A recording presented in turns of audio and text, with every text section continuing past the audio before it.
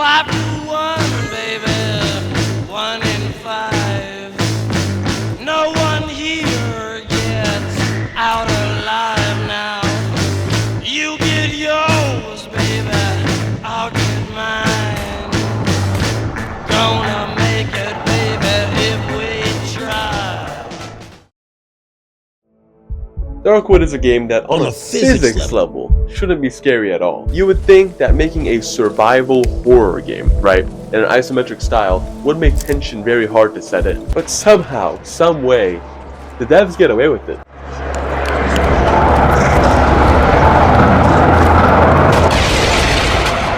The devs really use the top-down perspective to mess with the player in ways that just don't work in first-person and third-person survival horror games, right?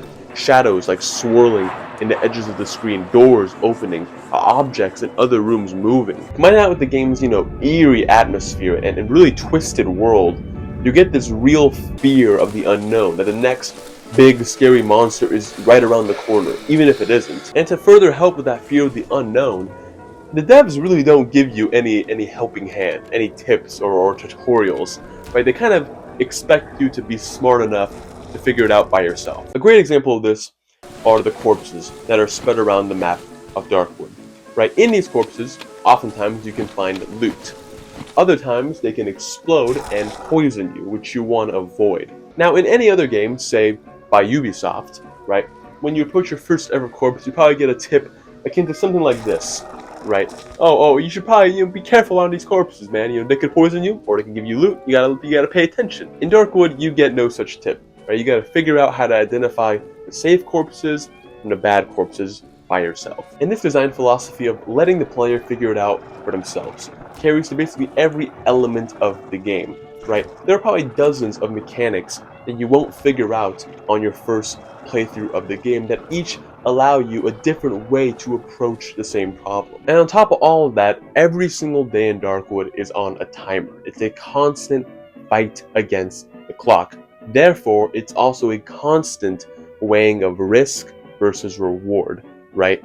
Especially on the harder difficulties. Do I save the last couple minutes of my day to barricade my house and board up and stock up and organize my inventory, etc., etc., or do I go on a last-minute loot run to shave some time off of my next day?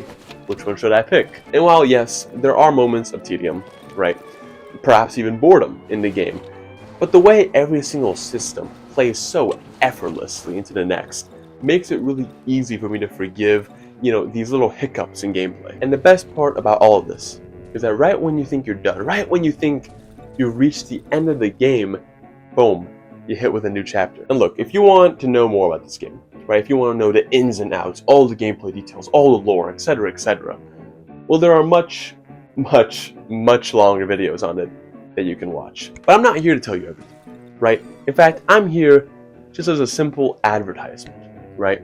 Telling you that you should go into this game as blind as you can. In fact, what I told you in this video is spoiler enough, honestly. I told you guys too much. And if what I've told you hasn't interested you in the game, then I doubt these longer videos will do much else either, okay? So do yourself a favor, pick this game up, and go in as blind as you can. I promise you, you won't regret it. That was a short one, but I got more on the way, don't sweat it.